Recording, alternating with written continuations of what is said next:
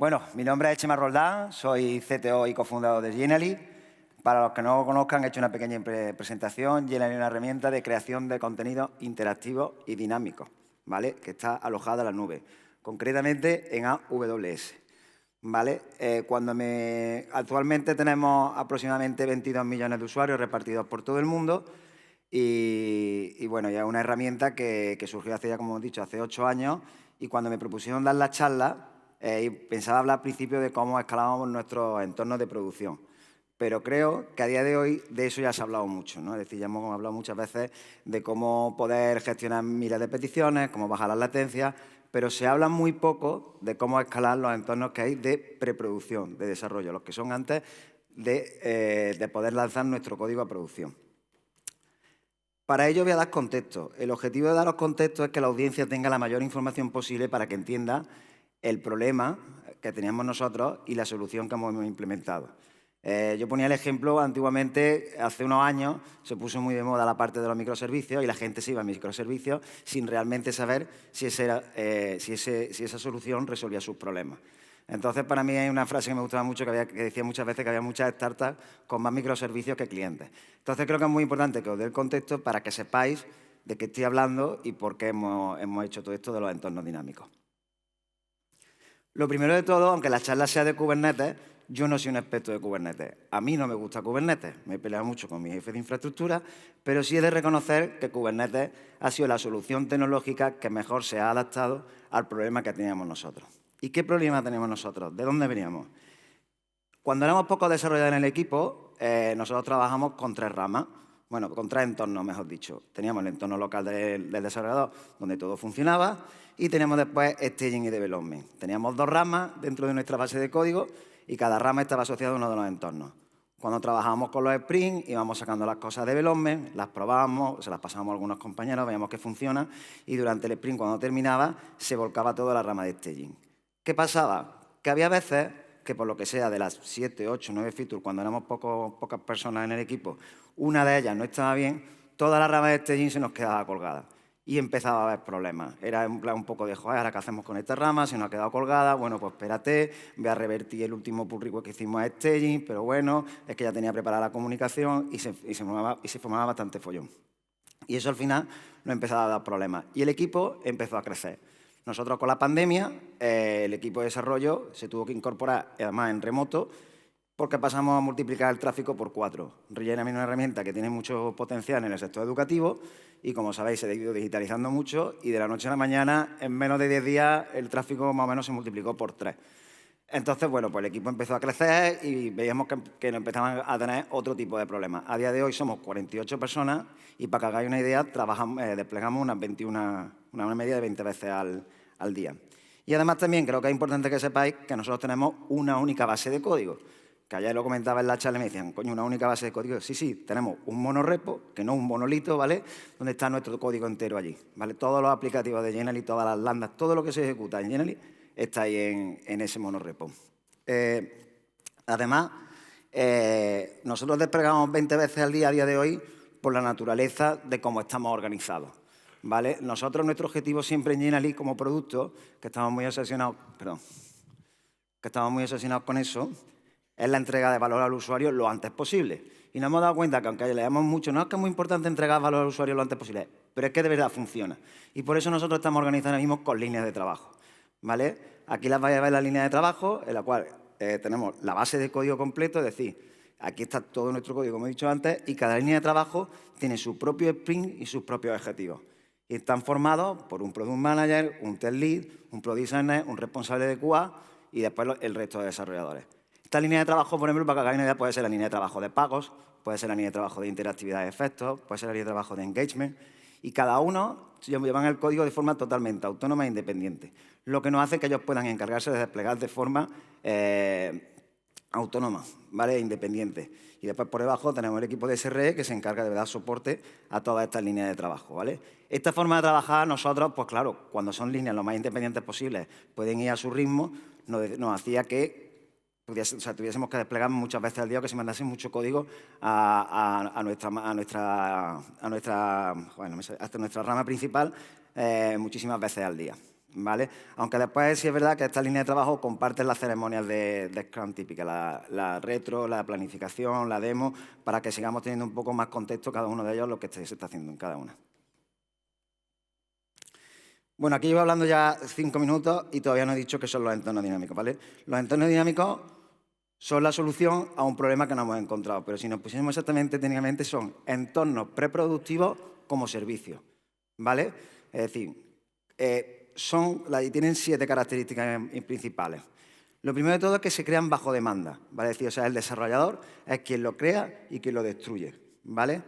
Es una réplica de Genially, ¿vale? Igual que Staging suele ser una réplica de producción, pues cada entorno dinámico que nosotros creamos es una réplica de todas nuestras aplicaciones y de toda nuestra infraestructura. Tienen los recursos limitados, lo que nos permite ahorrar costes.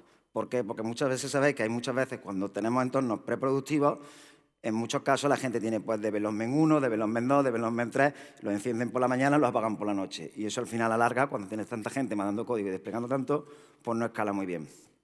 Están asociados a una rama. Es decir, cada entorno dinámico despliega el código que hay en una rama de toda nuestra base de código. Están vivos, es decir, reaccionan a los cambios. Se hace un commit nuevo, se refresca el entorno dinámico con los cambios nuevos. Son independientes unos de otros, es decir, que si yo hago una acción dentro de un entorno dinámico, no se ve reflejado en el otro entorno dinámico.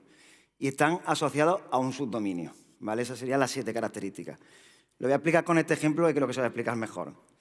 ¿Qué significa que estén asociadas a un subdominio? Significa que si nosotros, por ejemplo, en Genially tenemos app.general.ly, que es donde está el dashboard de Genially, donde los usuarios pueden crear, compartir su Genially y demás y tal, vamos a tener otro subdominio que se llama app, el nombre de la rama, con la coletilla de Dynamic, ¿vale? Se va a crear otro subdominio exactamente igual, lo que nos va a permitir poder entrar en esa URL y probar nuestra rama en cuestión. ¿Cuál es el propósito de estos entornos dinámicos, ¿no? ¿Cuál es el objetivo principal y los beneficios que aportan tener entornos dinámicos en vez de tener entornos preproductivos dedicados? Los cambios atómicos, ¿vale? Estos son para mí los 6 y después hay un plus para mí. Los cambios atómicos, o sea, poder tener un entorno preproductivo con un cambio en concreto, para nosotros es súper importante. ¿Por qué? Porque podemos probar esa funcionalidad y entregarla al usuario lo antes posible. Están aislados. O sea, una de las cosas que más trabajo nos costaba era el tema de las bases de datos, que luego explicaré con un poquito más de detalle. ¿Por qué? Porque estas bases de datos no afectan a producción, ¿vale? Es decir, tenemos esas bases de datos para ese entorno dinámico. Que creamos otro, tiene sus otras bases de datos. Nos permite tener un idioma común dentro de la compañía y este es un objetivo bastante estratégico. En Genially, como operamos en tantos países, muchas veces estamos trabajando con temas de impuestos, de tasas y la verdad es que es un auténtico infierno. ¿Qué pasa? Que como está tan interiorizado dentro de la compañía, yo le puedo pasar una URL al departamento de financieros en vez de decirle métete en Staging, métete en Development, ahora este usuario no está aquí, este usuario está allá, está todo súper homogeneizado con unos usuarios y demás, que ellos pueden probar la funcionalidad y cualquier stakeholder de la compañía tiene interiorizado que puede probar sus features o lo que ellos quieren entregar dentro de todo el producto, ya sea de marketing, del propio producto en sí, de financiero, y probarlo. Son escalables, es decir, yo no me quedo sin entornos. ¿Por qué? Porque puedo crear tantos como sea necesario. Hay equipos de desarrollo que van entregando, o sea, de línea de trabajo que van entregando un poquito más rápido y que pueden llegar a tener 3 o 4 entornos dinámicos a la vez montados. Se pueden pasar los test de QA. Nosotros en Genially somos bastante obsesivos con la parte de QA. Actualmente trabajamos con Cypress, tenemos los test end-to-end y lanzamos aproximadamente unos 1.700 test, ¿vale? Para probar que nuestro código no se rompe. Es verdad que antiguamente, hace unos años, pues nuestra base de código no era tan buena. Se han ido incorporando más ingenieros en el equipo, con más seniority, y nos han ayudado a que si toca algo en una parte del aplicativo no se rompa a otra parte. Me imagino que eso lo habremos sufrido todos. Y entonces, como nos gusta y es muy importante la calidad de nuestro producto, y es un producto que está operando 24/7, porque ahora mismo, aquí por la mañana, a lo mejor en Latinoamérica no está funcionando, pero dentro de una hora en Latinoamérica se están levantando, los colegios están empezando a usar Genially a cascoporro, ¿vale? Y además da mucha autonomía al equipo. Es decir, yo no quiero que haya stoppers dentro del proceso de entrega de valor al usuario final. Entonces, ellos pueden ir creando todo este tipo de cosas sin que el equipo de SRE se meta de por medio. Y además, desde mi punto de vista, tenemos otra cosa que nos ha ayudado mucho. Y es que yo soy un cagao, ¿no? En plan de ¿por qué? Porque al final yo no quiero que mi producto se caiga, que siempre esté operativo el mayor tiempo posible. Y si vamos a hacer cambios, quiero que sean los más livianos posibles. Y si voy a meter una tecnología nueva, también. Entonces, a nosotros nos ha ayudado el preparar estos entornos dinámicos con Kubernetes a acercar al equipo de desarrollo que no tenía ni idea de lo que era Kubernetes, cómo se trabaja con Kubernetes. Es decir, ellos están trabajando con su entorno de desarrollo, o preproductivo, o de preproducción, como queráis llamarlo, y ya están utilizando las herramientas que se utilizan en Kubernetes. Utilizan Lens, pueden acceder, empiezan a utilizar conceptos como el pod y demás. Entonces, poco a poco hemos ido acercando la tecnología de Kubernetes al equipo de desarrollo, pero solamente para una parte. Realmente la parte de producción no se está trabajando con Kubernetes, pero ya lo tenemos en el roadmap porque ya sabemos usarlo, ya hemos resuelto todos los problemas que teníamos y podríamos irnos a Kubernetes de una forma bastante sencilla. O por lo menos no sería de voy a poner Kubernetes en producción a lo loco sin saber si esto va a funcionar o no. ¿Cómo se utilizan los entornos dinámicos, no? O sea, imagínate que tú estás entrando a hacer el onboarding de Genially y estás entrando en el departamento de desarrollo y dices, oye, todos los entornos dinámicos, no sé qué. Oye, pues explícame, Chema, cómo funciona esto. Pues bueno, realmente, aunque aquí parezca eso, es bastante sencillo, ¿vale? Se crea un pull request, ¿vale? Ahora de todas formas voy a hacer una pequeña demo para que lo veáis porque creo que así se entiende todo mucho mejor. Nosotros tenemos un pull request, hemos hecho nuestro cambio, nuestro código, creamos una rama de master y hacemos un pull request y lo subimos a nuestro repositorio. Se añaden las etiquetas. Nosotros tenemos una GitHub Action que, como tenemos una única base de código, va a detectar qué parte de tu código has tocado y te lo va a etiquetar para que solamente se compilen y se desplieguen las aplicaciones que has modificado. ¿Vale? En el ejemplo que vamos a ver, solamente he tocado el panel, como he dicho antes, el dashboard, que es donde se crean los Genially, se editan, los duplican y demás y tal. Pues esa parte la va a hacer automáticamente nuestro sistema con una acción. Y en el momento en el que el usuario le pone la etiqueta build, que la hemos negociado obviamente con el departamento de SRI de infraestructura, se va a disparar todo el evento de crear un entorno dinámico, ¿vale? Y lo único que hay que hacer más es esperar a que esté listo. Entonces, para que veáis esto, lo voy a poner con un ejemplito, ¿vale? Entonces, nosotros vamos aquí, abrimos la demo, ¿vale? Tengo internet, estupendo. Y aquí estáis viendo que yo he añadido un alert a la base de código, ¿vale? Después tenemos aquí, este es nuestro pull request. Si os dais cuenta, el bot ha añadido la etiqueta panel porque él ha detectado que el código de cambio que he hecho es solamente al aplicativo panel. Para que hagan una idea, tenemos más de 10 aplicativos. Yo he añadido de forma manual, ayer lo hice para que la demo estuviese todo probado, la etiqueta build. Jenkins, que luego entraré un poquito más en detalle, se ha encargado de avisarme de que ya se está cambiando, de que se ha disparado el evento y me manda la URL del entorno dinámico.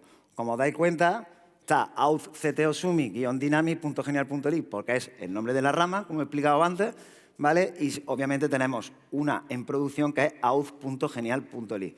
Esto nos da siempre el punto de entrada al nuevo entorno dinámico. Entonces, si yo le doy aquí, nos lleva al autorizador, ¿vale? Me loguearía dentro de la plataforma. Si os dais cuenta, no estoy en producción, estoy dentro de mi entorno dinámico.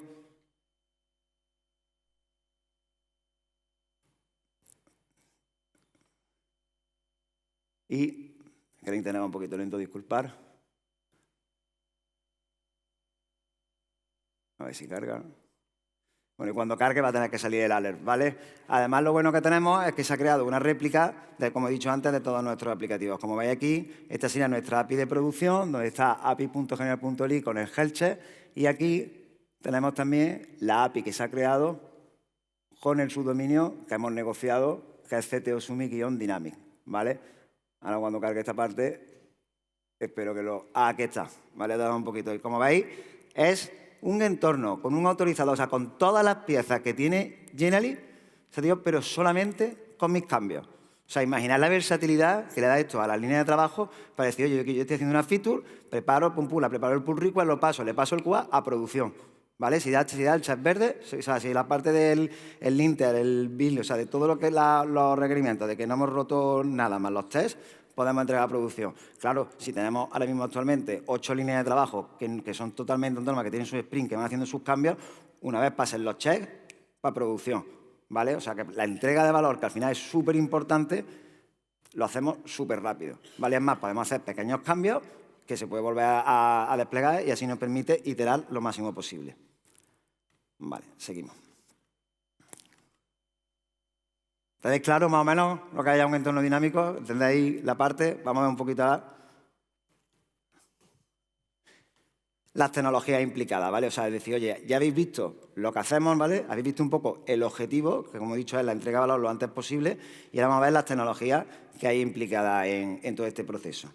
Aquí tenemos 4 piezas. Las piezas más importantes que entran aquí serían Jenkins. Me imagino que todos los que estamos aquí tenemos el contexto como para saber qué es Jenkins, pero bueno, por si alguien no lo tiene claro, es un servidor open source de integración continua, ¿vale? Al final Jenkins va a ser nuestro orquestador, ¿no? Va a ser quien se va a encargar de escuchar, de recibir qué es lo que está pasando en el monorepo, en nuestra base de código, para disparar las acciones diferentes. Después tenemos, Jenkins se comunica con la parte de Codeville, ¿vale? Codeville nos permite compilar y generar nuestras imágenes.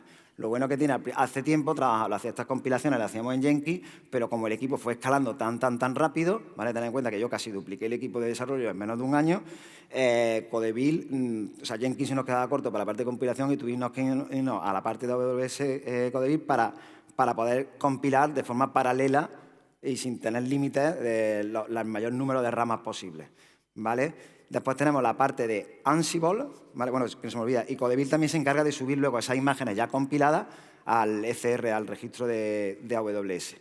Después tenemos Ansible, que nos permite la parte de gestión de la configuración de los recursos, ¿vale? Son los recursos que luego se van a volcar en Kubernetes y se van a crear, ¿vale? Lo bueno de trabajar con configuraciones como código es que vamos a poder siempre tener una trazabilidad de todo lo que estamos haciendo, ¿vale? Sería como un equivalente a Terraform para la infraestructura, ¿vale? Que sabemos que hoy en día ya la infraestructura es mejor tenerla como código por si metes la pata, podéis ir para atrás y volver. Pues con Ansible nos pasa un poquito lo mismo. Y lo bueno es que como nos basamos en plantilla, podemos configurar, es decir, decimos, oye, queremos este entorno dinámico, pero solamente con el panel. Queremos este entorno dinámico con el panel, el editor y el autorizador. Y podemos generar los entornos y configurarlos con Ansible. Y por último, tenemos Kubernetes, que aquí es donde yo veo que está un poco más la magia de todo esto, ¿no? Porque nos permite optimizar esos recursos y tener, y es verdad que lo digo, que es impresionante lo poco que puede llegar a gastar. O sea, te digo, imaginaros tener 30 entornos dinámicos, que nos ha pasado, o sea, te digo, en el menor número de instancias posibles, que al final ahorra costes. Es decir, esto es algo que no creo que con otra tecnología, o por lo menos yo la desconozco y mi equipo también, se pudiese llegar a hacer. Seguimos. Aquí. ¿Cuál es el proceso de creación? ¿No? Vale, ya hemos visto un poquito cuáles son las 4 herramientas más importantes con las que trabajamos, pero vamos a ver todo el proceso y cómo sería el pipeline de lo que va pasando, ¿no? Bueno, como he dicho, lo primero de todo es compilar el código, ¿vale? Nosotros compilamos el código en AWS Codeville y además ahí se generan las imágenes, lo que van a ser los contenedores que luego se van a desplegar en Kubernetes. Estas imágenes se suben a un registro, AWS ECR, que sería un registro de imágenes, como puede ser Docker Hub. Lo bueno que utilizamos el de AWS, porque lo podemos privatizar y lo podemos utilizar nosotros, podemos securizarlo, etc. Ansible, como he dicho un poco, se va a encargar de configurar esos recursos y de decirle y de prepararle y decirle a Kubernetes qué es todo lo que vamos a necesitar. Después, como hemos visto, habéis visto que se generan un montón de subdominios. Pues a través de eso tenemos que irnos a Route 53 y generar todos los subdominios que vamos a necesitar. Eso, como he dicho, si tenemos el out.general.lib, que es donde van a entrar todos los usuarios para hacer el login y el registro, pues se va a crear un out, nombre de la feature-dynamic. Pues todos esos recursos los tenemos que ir creando. Después, cuando el entorno se destruye, se borran esos registros DNS. Después tenemos dentro de Kubernetes un agente, ¿vale? Que sería el que se encarga de, un operador, perdón, que se encarga de gestionar las variables de entorno. ¿Por qué tenemos las variables de entorno? Porque, por ejemplo, nosotros en los entornos dinámicos no queremos enviar correos electrónicos. ¿Por qué? Porque cuando pasamos las test de QA o está probando alguien, podemos activar o desactivar algunas de las características diferentes a producción que no queremos hacer como haríais vosotros en vuestro entorno de staging o de development, ¿no? Es decir, oye, yo, por ejemplo, no quiero mandar un correo cada vez que me invitan a colaborar en un JNLib, pues lo hacemos a través de la configuración. Y a través de un operador se integra con OnePassword y de ahí obtenemos las variables de entorno de nuestros entornos dinámicos. Y por último, y una de las tareas más complejas, tenemos que restaurar las bases de datos. Que esto, por más que hemos intentado automatizarlo, lo hemos automatizado, pero solamente se hace a través de scripts. No somos capaces de hacerlo de otra manera por la naturaleza también y la complejidad del problema, ¿vale? ¿Más o menos claro todo? Bueno, luego me hacen preguntas, si no. Y ahora vamos a ver todos los recursos que se han creado. Es decir, una vez que habéis visto todo este proceso, ¿qué es lo que se crea en Kubernetes? ¿Vale? Esto es un único entorno dinámico dentro de Kubernetes, ¿vale? Tenemos el punto de entrada, que es el Ingres o el balanceador de carga, ¿vale? Y esta es toda la infraestructura que se crea cuando yo levanto un entorno dinámico.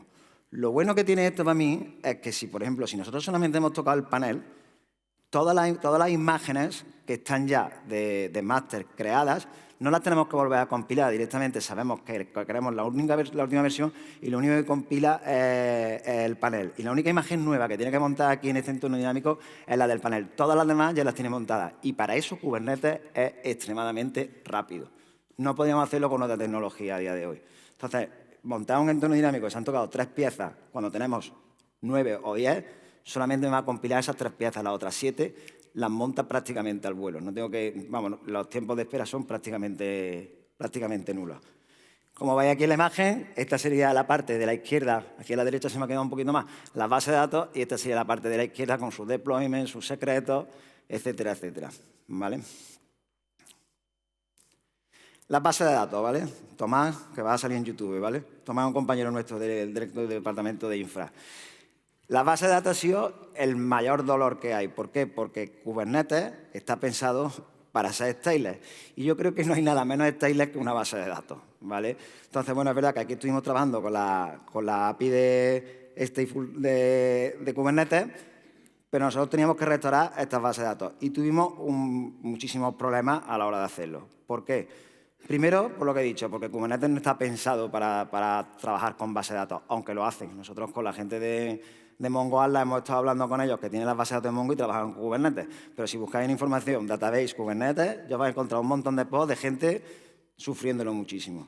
Y además, nosotros teníamos que preparar un subset. Ayer estaba hablando también con otros compañeros y me decían, joder, es que eso de tener los datos exactamente igual como los tiene en producción y demás y tal, obviamente yo no puedo tener todos los datos como los tengo igual que en producción, pero sí me puedo generar un subset de datos que yo he validado y que yo he coordinado con el equipo con lo que quiero que tengan esos entornos dinámicos. Como yo voy a pasar los test de QA, necesito usuarios ya precargados, pero también quiero usuarios que vayan pasando por el proceso de pago, o quiero usuarios que ya estén directamente con la licencia más cara de todas, o un usuario que sea estudiante, o un usuario que sea menor de edad, porque quiero pasar todos los checks de FERPA, COPA, para validar que el usuario ha pasado por todo el proceso de validación que tiene que tener un menor hoy en día en Genially.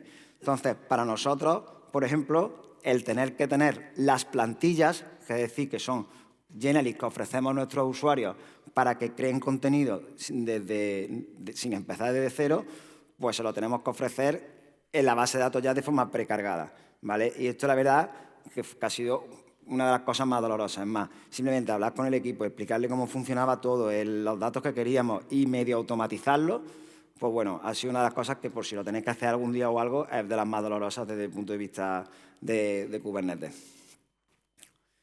Inconvenientes, ¿vale? Porque no todo esto es... va bien de tiempo.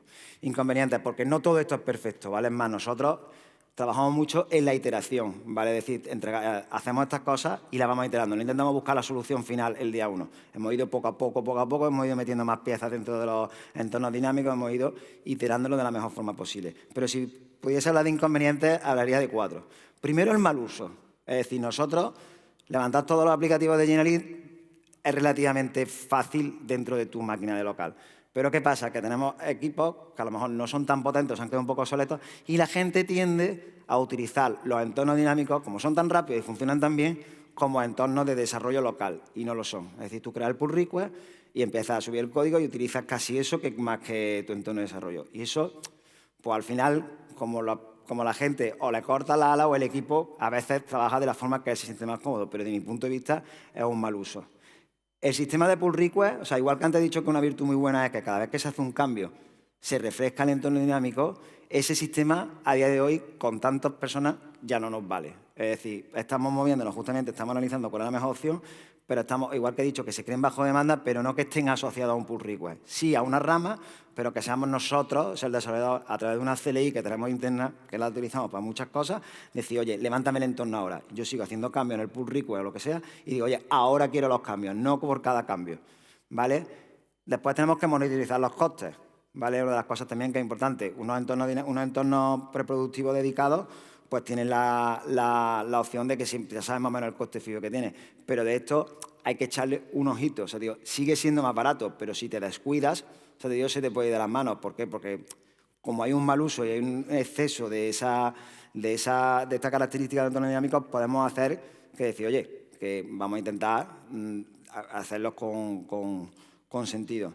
Y después también hay incluso un excesivo testing, ¿vale? Es decir, hemos dicho que es muy bueno que nosotros que pasen nuestros test y vaya a producción, pero la suite de test, la completa, tarda 2 horas y 45 minutos en ejecutarse. Tened en cuenta que probamos muchísimas cosas dentro de Jenner y el core del producto, nuestro producto tiene muchísimas features. Y hay gente en el equipo que a lo mejor por el miedo heredado de toco algo aquí, se rompía aquí, que nos pasaba antes, pues dice, oye, pues yo me aseguro y le paso los test. Y al final, por eso genera coste y hay que saber un poco discernir entre qué parte es necesaria testear y qué parte no. Y bueno, entre sufrimientos también disfrutamos. Esto es una de las cosas también que yo digo. O sea, el equipo, esto ha sido una tarea compleja. Probablemente muchos de los que estéis aquí no necesitéis esto, ¿vale? Pero sí es verdad que, bueno, que entre el sufrimiento que ha sido montar esta infraestructura para aprender también a trabajar con Kubernetes y poder llevarlo a producción, pues la verdad que en el equipo nos lo hemos pasado bien, porque al final este tipo de retos son los que a mí me gusta después de una charla y poder comentar y ver cómo hemos solucionado un problema que teníamos dentro del equipo. Y nada, dar también las gracias a la organización, al equipo, porque sin ellos yo hoy no estaría dando esta charla. Y nada, espero que os haya gustado y cualquier duda que tengáis pues me la podéis preguntar sin ningún tipo de problema.